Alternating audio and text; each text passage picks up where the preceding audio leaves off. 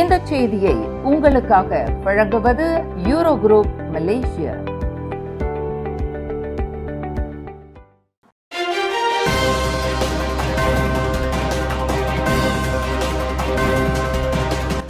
வணக்கம். திசைகளின் 10 மணி செய்திகள். விலைவாசி 2027 பட்ஜெட்டில் சாரா நிதி ஒதுக்கீட்டை அதிகரிக்க பிரதமர் பரிசீலனை.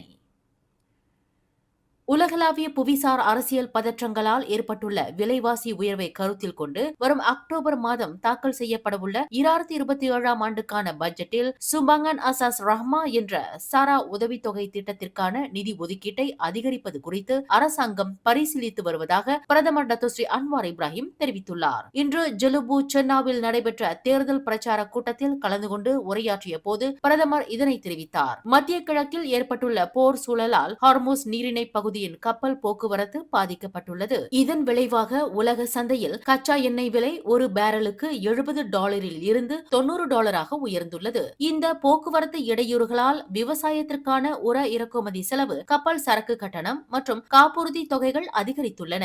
இதுவே மலேசியாவில் உள்நாட்டு பொருட்களின் விலை உயர்வுக்கு முக்கிய காரணமாகும் என்று பிரதமர் விளக்கினார். தற்போது சாரா திட்டத்திற்கு அரசாங்கம் 16 பில்லியன் ரிங்கிட் ஒதுக்கியிருந்தாலும் மக்களின் அன்றாட சிரமங்களை களைய இது போதுமானதல்ல என்பதை பிரதமர் ஒப்புக்கொண்டார். நாட்டின் அமைதியும் பொருளாதாரமும் தொடர்ந்து சீராக இருக்கும் பட்சத்தில் வரும் 2027 ஆண்டிற்கான பட்ஜெட்டில் இதற்கான நிதி நிச்சயம் உயர்த்தப்படும் என பிரதமர் உறுதியளித்தார்.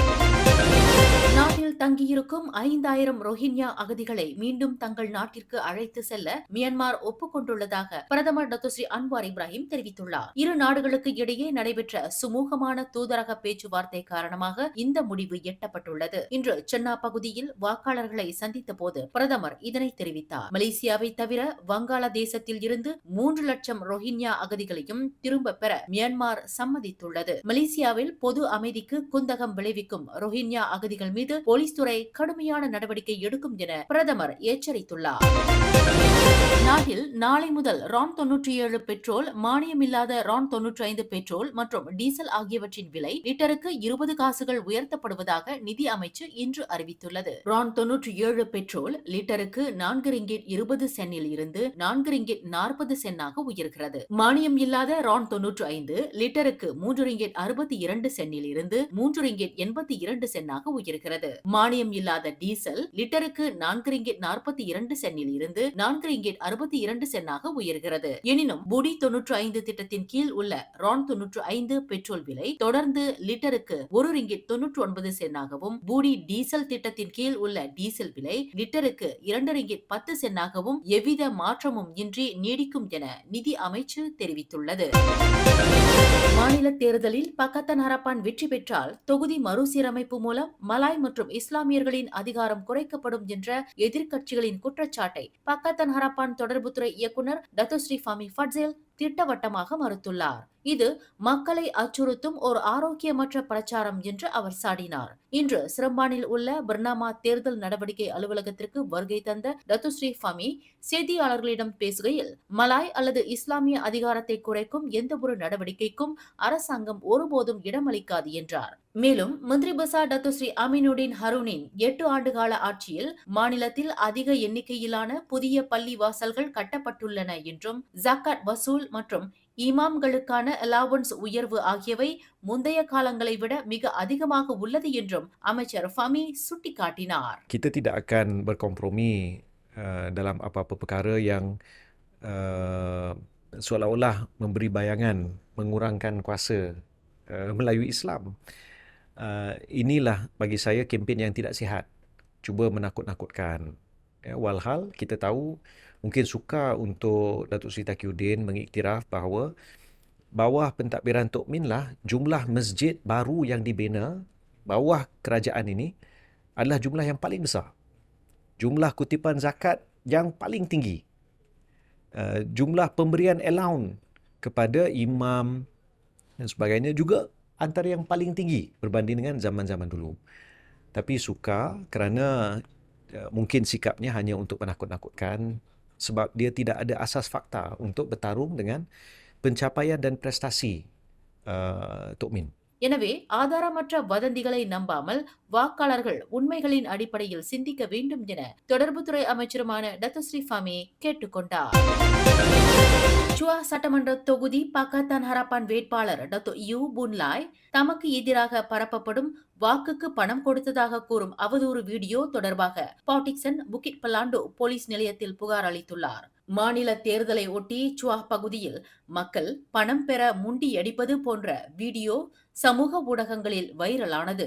வைரலான வீடியோவின் பின்னணி, இடம், நேரம் அல்லது சம்பந்தப்பட்ட நபர்களின் அடையாளம் இன்னும் உறுதி செய்யப்படவில்லை என்று யூபுல்லாய் குறிப்பிட்டார். தாம் வாக்கு வாங்குவதற்காக யாருக்கும் பணம் கொடுக்கவில்லை என்றும் பண அரசியலை முற்றிலுமாக எதிர்ப்பதாகவும் அவர் திட்டவட்டமாக கூறியுள்ளார். போலீஸ் துறை விசாரணைக்கு முன்பே தம்மையும் பக்கத்தான் ஹராப்பான் கூட்டணியையும் இதனுடன் இணைத்து அவதூறு பரப்புவோர் மீது கடுமையான சட்ட நடவடிக்கை எடுக்கப்படும் என எச்சரித்துள்ளார். தேர்தல் ஆணையமும் போலீஸ் துறையும் இந்த சம்பவம் குறித்து விரிவான விசாரணை நடத்தி தவறு செய்தவர்கள் மீது நடவடிக்கை எடுக்க வேண்டும் என யூபுன்லாய் வலியுறுத்தியுள்ளார். அவதூறுகளை அரசியல் ஆயுதமாக பயன்படுத்தாமல் முதிர்ச்சியான ஜனநாயக தேர்தலை உறுதி செய்யுமாறு அவர் அனைத்து தரப்பினரையும் கேட்டுக் கொண்டுள்ளார்.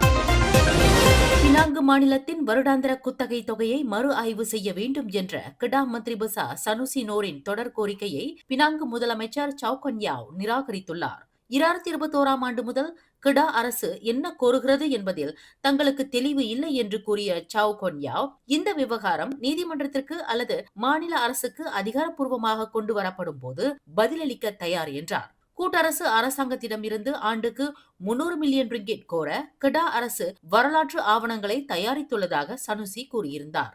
எனினும் பினாங்கின் இறையாண்மை அரசியலமைப்பு சட்டப்படி பாதுகாக்கப்பட்டுள்ளது என்று சவுகன் யாவ் உறுதியளித்தார்.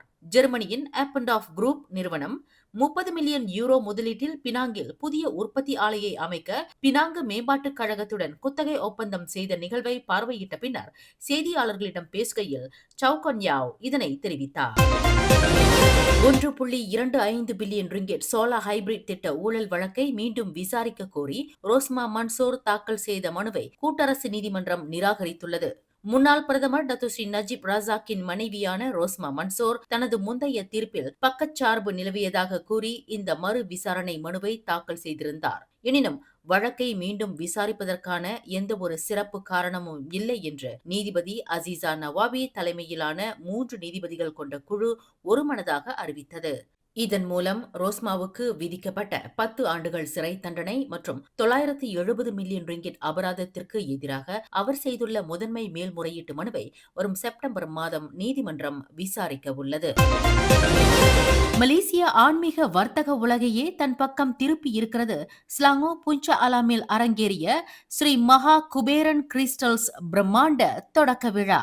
மனிதர்களின் வாழ்வியலை மாற்றியமைக்கும் அசல் படிகங்கள் மற்றும் பிரத்யேக ஆன்மீக பொருட்களின் சங்கமமாக திகழும் இந்த நிறுவனத்தின் தொடக்க விழா உள்ளூர் மக்களிடையே மிகப்பெரிய அலையை ஏற்படுத்தியது.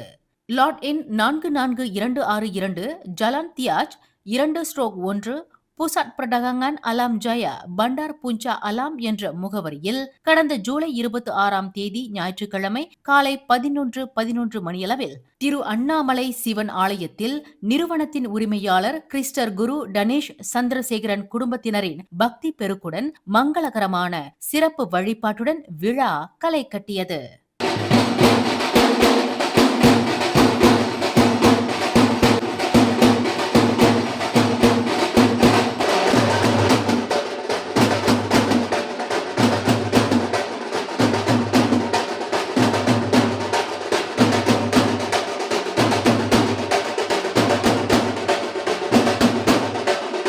அதனைத் தொடர்ந்து பண்டார் புஞ்சா அலாமில் அமைந்திருக்கும் புதிய வளாகத்தில் விண்ணை தொட்ட அதிரடி தப்பாட்ட இசை முழக்கத்துடன் விழா முத்தாய்ப்பாக தொடங்கியது.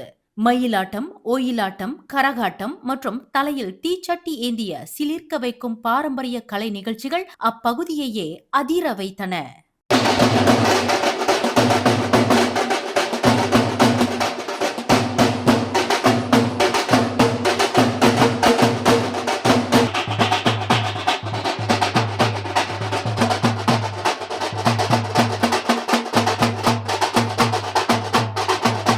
இந்நிகழ்விற்கு சிறப்பு பிரமுகராக ஆன்மீக குரு சத்குரு ஸ்ரீ ஜெயபிரகாஷேந்திர சரஸ்வதி மகா சுவாமிகள் நேரில் வருகை தந்து தெய்வீக ஆசி வழங்கினார்.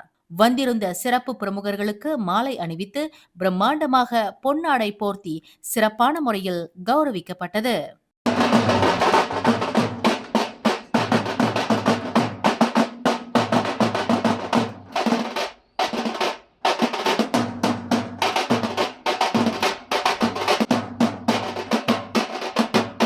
அசல் படிகங்கள் மூலம் நேர்மறை ஆற்றலை வாரி வழங்கும் இந்த அசாத்திய வணிக புரட்சியின் பின்னணி குறித்தும் இதன் தொலைநோக்கு பார்வை குறித்தும் ஸ்ரீ மகா குபேரன் கிறிஸ்டல்ஸ் நிறுவனத்தின் உரிமையாளர் கிறிஸ்டர் குரு டனிஷ் சந்திரசேகரன் இவ்வாறு பகிர்ந்து கொண்டார்.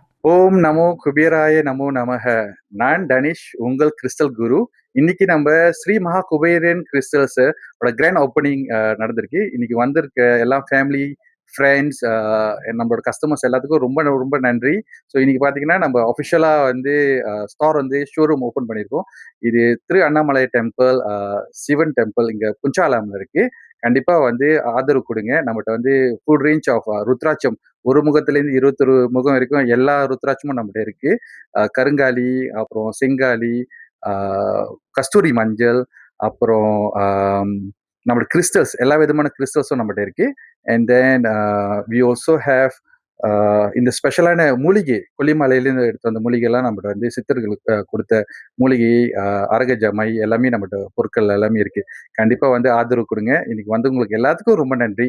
Thank you so much. வாடிக்கையாளர்கள் என்ன சொல்கிறார்கள்? ஸ்ரீ மகா குபேர கிறிஸ்டல்ஸ் நான் வந்து விசிட் பண்ண பிறகு என்னோட பெர்செப்ஷனே மாறுனுச்சு. அவங்க புதுசாக அவங்களோட ஷோரூம் வந்து பண்டார் புஞ்சா அலாம்ல இருக்க சிவன் டெம்பிள் உள்ள வந்து ஓப்பன் பண்ணியிருக்காங்க. ஸோ நீங்கள் அந்த சிவன் டெம்பிள் என்ட்ரன்ஸ் நீங்கள் பார்த்தீங்கனாலே முன்னைக்கே வந்து அவங்களோட ஷோரூம் வந்து இருக்கும். நீங்கள் அதுக்குள்ளே நீங்கள் போனீங்கனாலே அவங்களோட knowledge regarding crystals and premium stones வேற லெவலுங்க. ஒரு நம்ம ஃபேஸ் பண்ணுற ஒவ்வொரு பிரச்சனைக்கும் வந்து ஒரு ப்ரீமியம் ஸ்டோன்ஸ் அண்ட் வந்து கிறிஸ்டல்ஸ் இருக்கு. அண்ட் இதனால வந்து நிறைய பேரோட வாழ்க்கையே பெட்டராக இருக்கு. ஓகே, உங்க பேர் சொல்லுங்க. என் பேர் ஜெயகௌரி. நீங்க எங்கேருந்து வரீங்க சிஸ்டர்? பிளாக்கர்ல இருந்து வரேன்.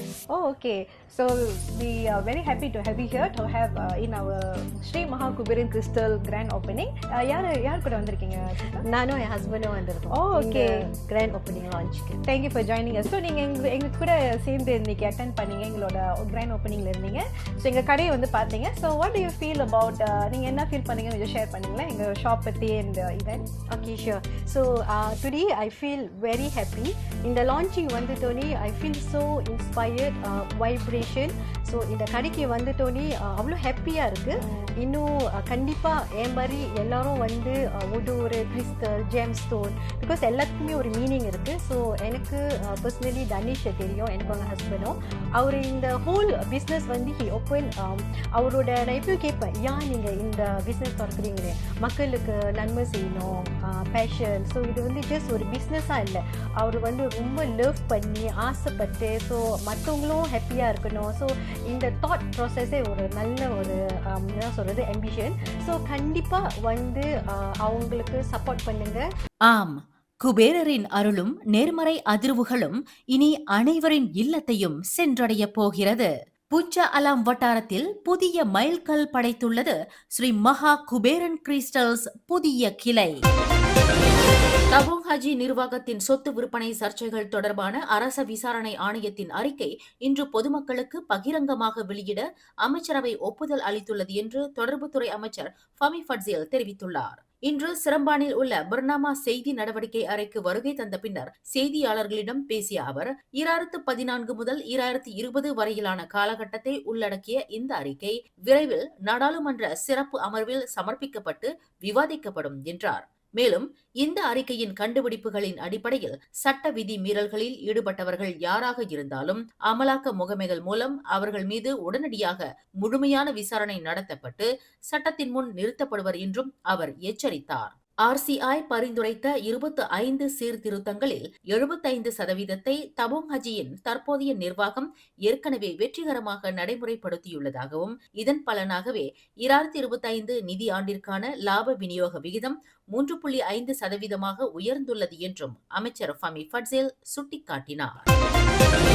கடந்த வாரம் 14 வயது 2 பள்ளி மாணவிகள் கீழே விழுந்து உயிர் இழந்த சம்பவத்தை தொடர்ந்து கைவிடப்பட்ட 15 மாடிகளை கொண்ட இப்போ சுங்கைப்பாரி அடுக்குமாடி குடியிருப்பு கட்டிடம் இடிக்கப்பட்டு மறு மேம்பாடு செய்யப்பட உள்ளது. பேரா வீட்டு வசதி மற்றும் சொத்து வாரியத்தின் தலைமை நிர்வாக அதிகாரி ஜைதீனா ஒன் நசீர் இத்தகவலை தெரிவித்தார். இந்த நிலம் வாரியத்திற்கு சொந்தமானது என்றும் அங்குள்ள 2 பாரம்பரிய கட்டிடங்களை தவிர்த்து 15 மாடி கட்டிடம் உட்பட மற்ற பகுதிகள் இடிக்கப்பட்டு புதிய மேம்பாடுகள் செய்யப்படும் என்றும் அவர் கூறினார்.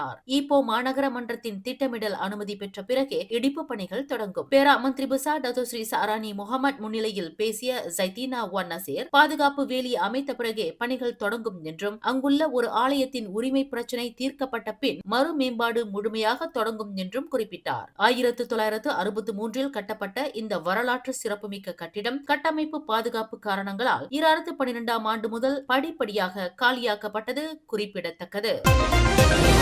நீதிமன்ற அவமதிப்பு வழக்கில் தனக்கு விதிக்கப்பட்ட 5 வார சிறை தண்டனை தீர்ப்பை மதிப்பதாகவும் இதனை எதிர்த்து மேல்முறையீடு செய்ய தனது வழக்கறிஞர்களுக்கு உத்தரவிட்டுள்ளதாகவும் சபா வாரிசான் கட்சி தலைவர் ஷஃபி அப்டால் தெரிவித்துள்ளார். சிறுமி ஜாரா கைரீனா மகாதிர் மரணம் தொடர்பான மரண விசாரணை நடந்து கொண்டிருந்த போது அதுகுறித்து பேசியதற்காக முன்னாள் சபா முதல் அமைச்சரான ஷஃபி அப்டால் மீது இந்த நீதிமன்ற அவமதிப்பு வழக்கு தொடரப்பட்டது. குற்றம் நிரூபிக்கப்பட்டதை அடுத்து சபா பாப்பார் செஷன்ஸ் நீதிமன்றம் இத்தண்டனையை இன்று விதித்தது. எனினும் உயர்நீதிமன்றத்தில் மேல்முறையீடு செய்யும் வரை இந்த சிறை தண்டனையை நிறுத்தி வைக்க நீதிமன்றம் அனுமதி அளித்துள்ளது. மக்கள் பிரதிநிதியாக தனது கடமைகளை தொடர்ந்து செய்யப்போவதாக ஷஃபி அப்டால் குறிப்பிட்டுள்ளார்.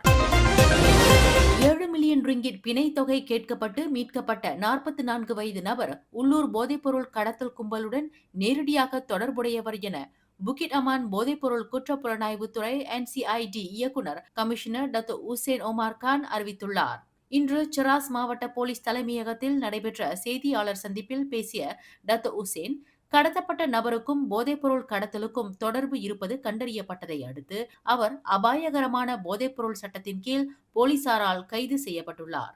இக்கடத்தல் சம்பவத்தில் தொடர்புடைய மேலும் 2 உள்ளூர் ஆண்கள் கைது செய்யப்பட்டுள்ளனர். இதில் ஒருவர் 2023ஆம் ஆண்டு போதைப்பொருள் வழக்கில் பணி நீக்கம் செய்யப்பட்ட முன்னாள் போலீஸ் அதிகாரி ஆவார். இக்கும்பலுடன் தொடர்புடைய பிற நபர்களை கண்டறியும் நோக்கில் ஏற்கனவே கைது செய்யப்பட்டவர்களிடம் போலீசார் தொடர்ந்து தீவிர விசாரணை நடத்தி வருகின்றனர் என்று அவர் மேலும் தெரிவித்தார்.